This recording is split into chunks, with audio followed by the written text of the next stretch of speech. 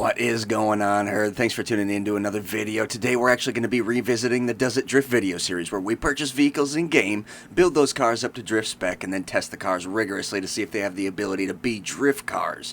Now we are in Season 2 of this series. Season 1, it pretty much catered into the beginning realm of drifting. It shows you what is really possible with the single gear drifting technique. Now that we're in Season 2, we're clutch kicking. So we will be revisiting vehicles that we were visited in the prior season, but we're going to be putting them through a much more rigorous test. When you're drifting in the high speed sense with the clutch kicking technique, the mid-speed speed boost glitch, it certainly is the best of the techniques by far, but you're going to need a very specific build to make some cars drift the best. Obviously, every car that drifts is going to need a specific build to really make it drift, but some have a little bit of leeway. You can go this and that, and some people have a little bit different in preference. The big matter at hand on this one, guys, here, is that we're going to be revisiting a car. The Comet Retro. Now, we did visit this in Season 1. We put it up against the basic Comet, and this thing outscored it significantly. It wasn't even really a competition. But that was back in the day of single gear drifting. We were in the Gymkhana courses, and now it's really now time to show you guys what this thing is capable of in the clutch kick. And yeah, I guess I didn't point out my late 80s, early 90s get up here with my Nike high tops, my salmon shirt, you know, them tight, light Levi's, you know, and it fits the persona. I actually put this together just for this build. So, obviously, as you can see, we did conduct the upgrade on this car. You're going to have to buy the stock Pfister Comet. That's $100,000, and then you're going to have to conduct the upgrade. I believe it's $635,000. If not, it's right in that area. Alright, so it is pretty expensive to get this thing rolling. You're looking at $750,000 just to get it to this. Now, you're going to need, I think it's, I can't remember all of the upgrades, but I want to say it's $50,000 turbo, $40,000 transmission, and right around a $25,000 engine. We're going to bring you over to Benny's, and we're going to show you exactly what we're doing to this car. I'm pretty happy with this build. I'm not going to do too much to it. If anything, I really like what I've done here. But we're at least going to bring you over there and show you what we've got done. And I will tell you that this definitely does clutch kick. It definitely does drift in the clutch kick. I've known about it for a couple months, but it's been very difficult to get down. Alright, so what do we have on this beast then? So we conducted the upgrade, of course. No armor, no brakes. I did not do any front bumper, no rear bumper. Engine, I did not do any strut brace, but I did do the level 4 EMS upgrade on it. Exhaust, we did the titanium tuner exhaust. This exhaust definitely reminded me of the Twerk Stallion. Alright, Street Shark, and if you guys know about her, it's the whole reason I watched the Hoonigans. So I had to do it, Explosives, definitely no explosives. I should just run through these so I can get rid of that dang star so we know that I ran through these. Bumper I won't, because I might do that in the future. Engine will stick with that. Fenders, I didn't do anything with the fenders yet. I don't know what you can even do with the fenders. Let's check it out. Yeah, I'm leaving my fenders alone. Hood. Yeah, keeping my hood stock for sure. You got up there, the turbo vent. I'm leaving it stock. I like the look of this car, as it is, I really do. This is where it gets a little crazy. So you got trim design. Again, I think I'm digging it by itself. Although that doesn't look too bad. Oh boy, so we can go pretty much all out on this, huh? Okay, what do we got for interior? We got a street interior with a handbrake, so we are definitely going to have to do one of these.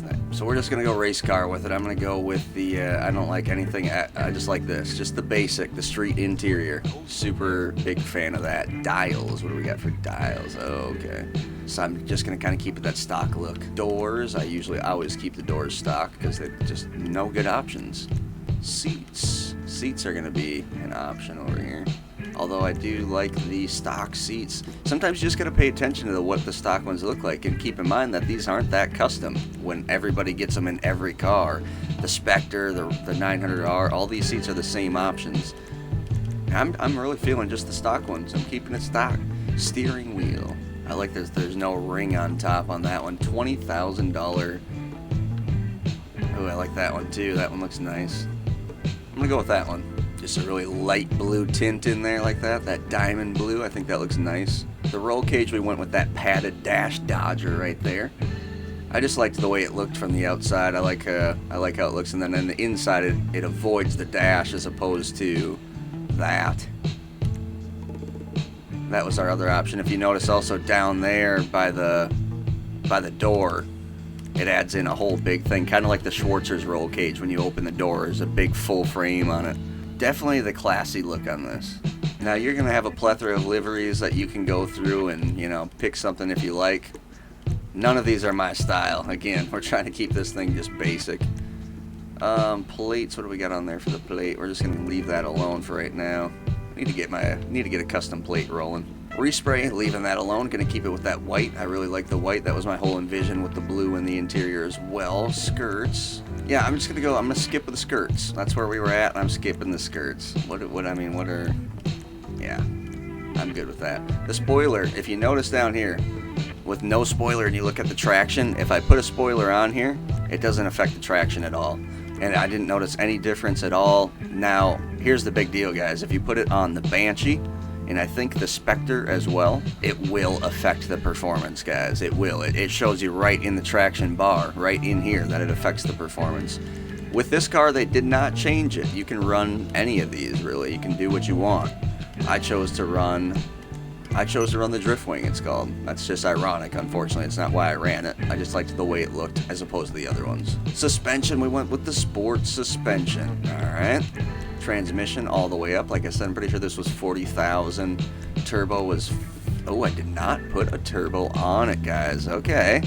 So the way that I've been drifting this thing around has not been turboed. That is very interesting. Very interesting. Now we're in a dilemma. Do we put the turbo on there? Because this is my drift build. Like, I brought it in here and just showed you what we got going on. Changed a little bit with color, but if you notice, I haven't changed anything performance-wise. You know what? Let's put it on there. I've been drifting around without it, and I'll be able to tell if it's better or not. I'm getting free chrome wheels in the muscle. Oh yeah, SUV. I don't know exactly what it takes to get it. Maybe you have to buy X amount of them or something. I don't know. Maybe look into them. But I am running the muscle wheels, and they are the drag SPLs. You know, I run these drag SPLs on almost all of my builds. I'm going to switch it up and go with the revolver. Tight. That's tight. See, he likes it. Benny he's a fan to me. I'm telling you, he's a fan. Benny, you watch the damn videos, don't you? I get you. Benny, I won't put you on the spot.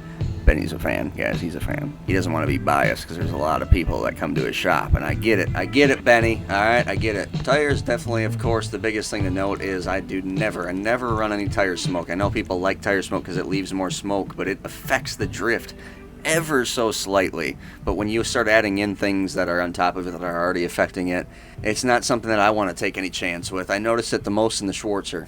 I put on a little bit of tire smoke. It was just a lot weirder. Took them off.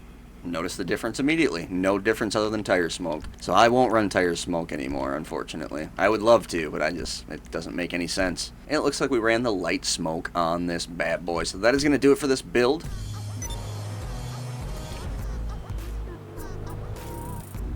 Alright, so I'm not exactly sure. Is this the second or third episode now? I know we've reviewed the Spectre. Alright, so this is one of the biggest things to note with this car. It is very efficient on the stance.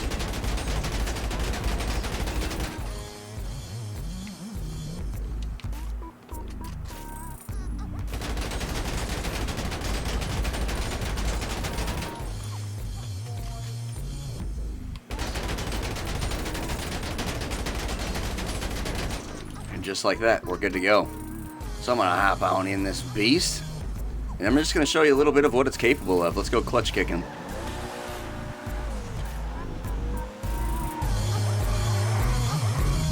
Oh man, spinning around right away. Oh yeah, I forgot we got the turbo in this thing.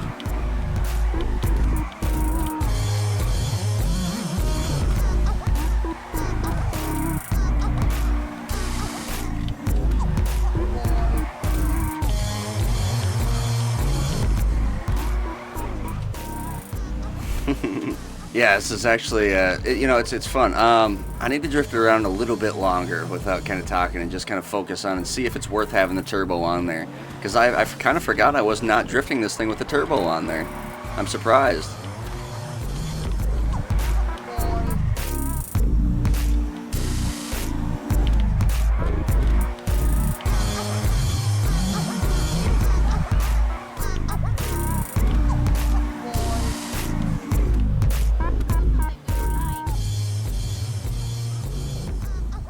cool. I mean, this car is, it's a lot. Like, when you're used to the Rapid GT, you're going to be spinning out like crazy in this thing. But the thing that I like about this car so much is that it's small, it's nimble. It will whip around on a dime if you want it to, but that's almost one of its issues too, is it'll whip around right on a dime, and you need to be, oh, don't hit that sign. You need to be on it to get it just right, especially in that drift.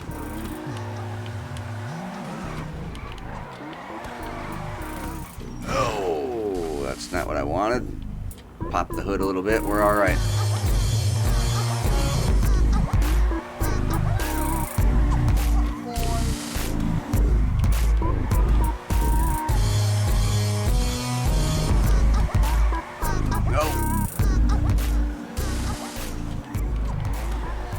It's more control. So, like, what I would. Okay, so here's the big thing I would suggest, guys. If you're coming from Black Sheep himself, when you pick this car up, if you choose to pick this car up, since this is a sports car, and out of all of the drift-worthy sports cars that I would ever suggest picking up, sorry that I'm making you look at this in its current stage. Let's look at it from the back. That nice big booty right there. I would suggest if you do pick this up to start without a turbo, with no turbo. Save yourself the $50,000, and it's going to be a lot more maneuverable in the clutch kick. It's going to show you exactly what to do. Then kind of make the decision for yourself whether you want to move up to the turbo. Now here's the benefit of having a turbo. I noticed it pretty much right away immediately, is I can put a lot more speed on my drift with that turbo. That turbo does some unsaid power right there that the transmission and engine just are never going to do by themselves. Without that turbo, you can still drift. However, like when I brought it to the track that I was having the people try out for the Hoonstars on, and it was it would compete. Let's say that it would compete, but it would be a specific style of driving that would need to be conducted to make it work. And maybe it would be a winning car, like straight up. It's a beast. It can compete, but I will say that in skill level, the Rapid GT is a little bit easier to use. I won't say a lot easier because a lot of people spin out on that car, but this car is noticeably more difficult to keep the drift, especially in the link, in the transitions.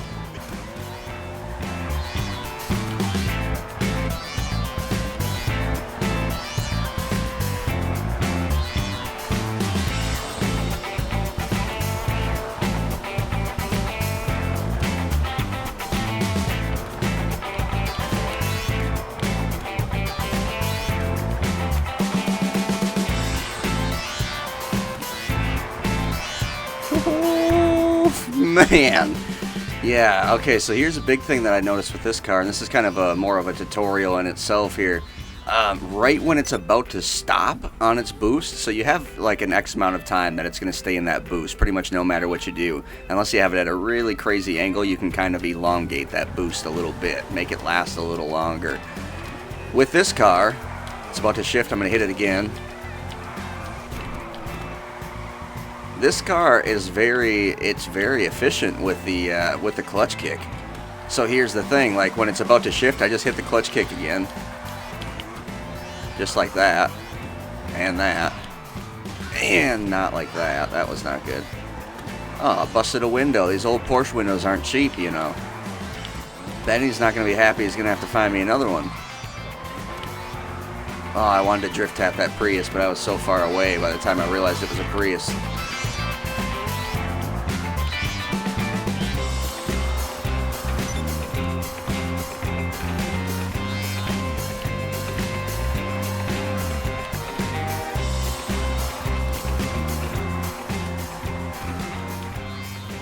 Alright, Black Sheep TV has officially went silent right there. Let's get back to this dang video. I was lost in drifting. So I prefer this car with the turbo. Now after drifting with it for about 25 minutes with it, yeah, I prefer it now. In the beginning I would have said no, I prefer it without the turbo. That's because I got used to it without the turbo. And I suggest still to this point in time to start without a turbo in this car. Get used to the clutch kick, because it's right between the Schwarzer and the Rapid GT. Now, once you get the turbo in it, it's going to be just as speedy as the Rapid GT, but it's going to be more slippery, so it's going to want to spin out on you more. And also, the clutch kick length is slightly lesser, so it's just a little bit, it's not as long. which means that you're going to have to clutch kick or try to manipulate the car a little bit more, you know, correctly. It's going to be a little bit different, right? Now here's the upside of that on this car as opposed to the Rapid GT. This car will re-clutch kick a little bit easier. So right now I'm in there, and just like that, I re-clutch kicked. Oh man, I thought those cars were going to start moving, but they didn't. That was my bad. I just miscalculated it. That's all right. That happens.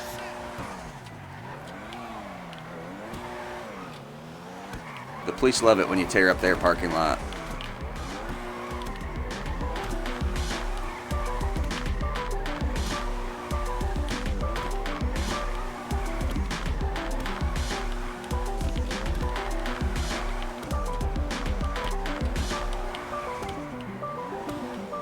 I really like this car, guys, really like it. So let's get to the 3-stage grading system.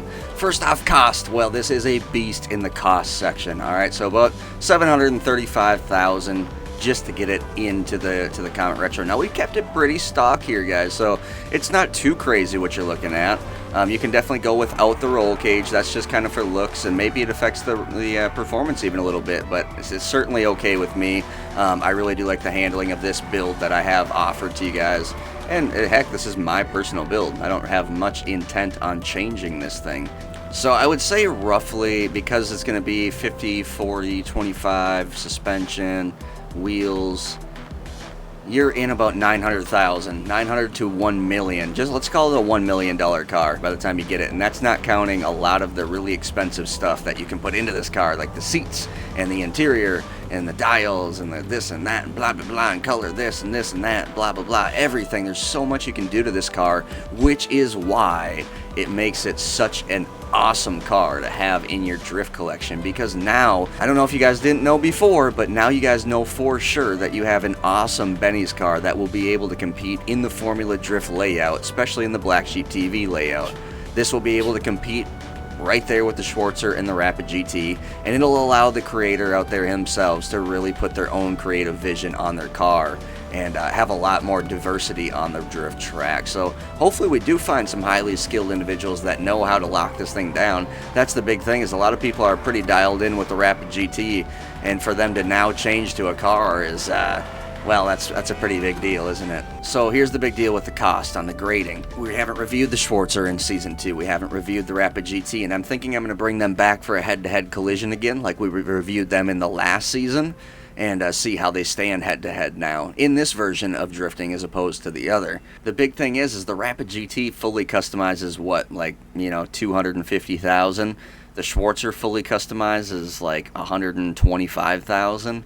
So straight up, guys, this thing is really pushing the bank. You can have dang near a full 6-car garage of drift cars for this one car, and that's where the big banks are going to have to come into play too. So ultimately, because it's going to stack so high but is still so good, I'm going to give it an 8 in cost.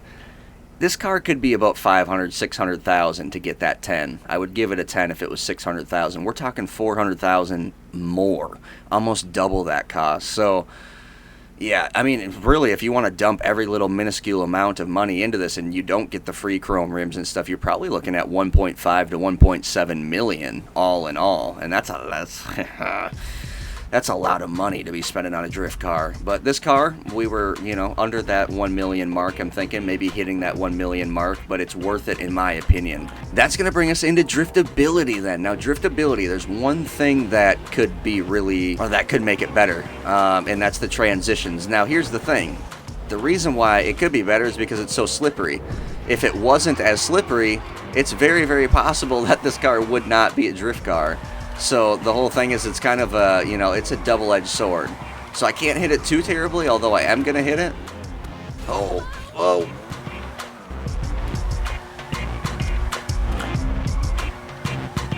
After I do a couple rounds in this. Or one. And that's the example right there. It's a lot more slippery than I'm acquainted with, okay? Now, once you get acquainted with it, hey, it's all right. Here's another big thing with the driftability is it will straighten out. You need to use that handbrake to keep it in the slide. You need to really throw a flick on there in the Scandinavian flick to get the engagement, and you really need to kind of keep that at the proper angle and you know, mess with the angle in the drift constantly in this car. And once you do that, if you do that, this is one of the most heavy-hitting, heavy-contending drift cars in the sports class. No questions about it. Oh! Now, how much am I going to hit it? There's two aspects there. It really straightens out. Like I said, let's see if I can get you an example on that. I've had a couple examples in this video. Maybe I'll just show it because it's going to be kind of tough. It's not that big of an issue because I've kind of figured my way around it with the handbrake.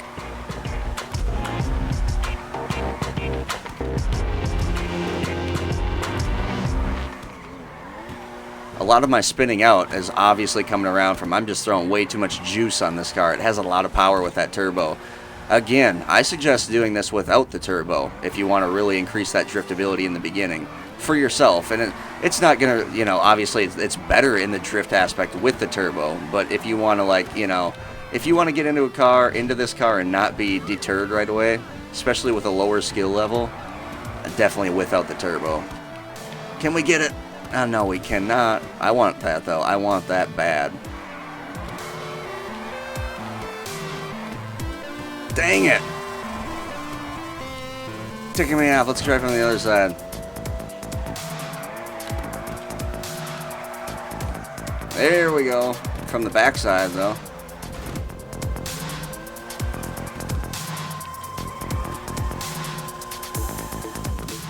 I've been recording for 55 minutes on this video, and usually Does It Drifts are about 30 minutes, so I made a dang outfit just for this, alright, to fit in with the time period.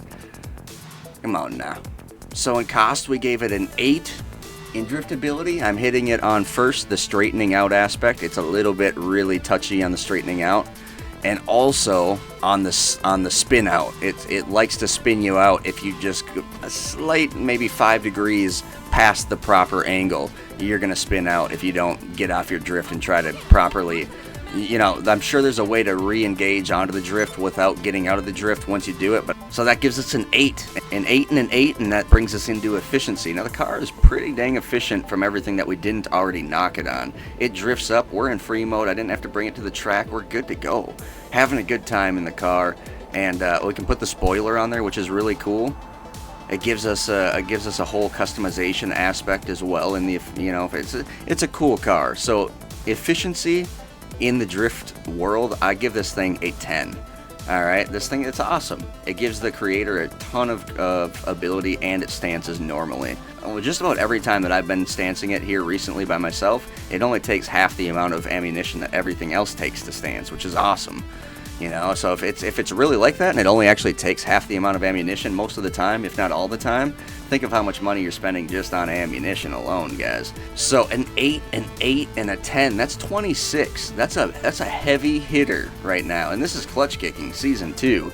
So yeah, the Spectre was a 14 out of 30, and as I said, take it kind of as a grain of salt because we don't know where these things are heading in.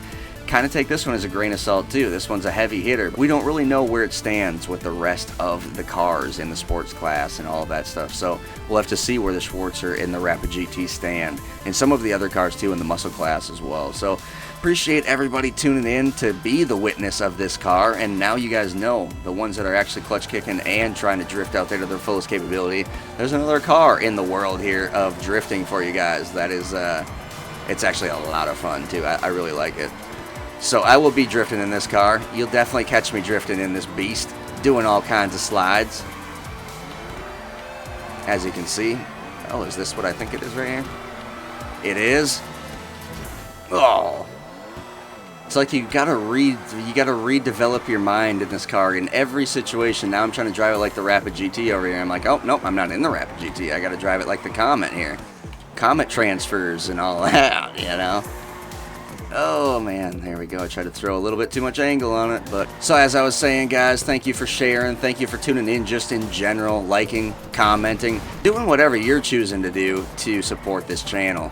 And if you are a Patreon supporter, you're going to get basically to drift with me a lot more frequently. So if you want to drift with me more frequently, go check it out on patreon.com. Link in the description. Come on and join us up and support the channel. It's going to help us get into a bunch of new things, and thank you for doing that if you are able to do that.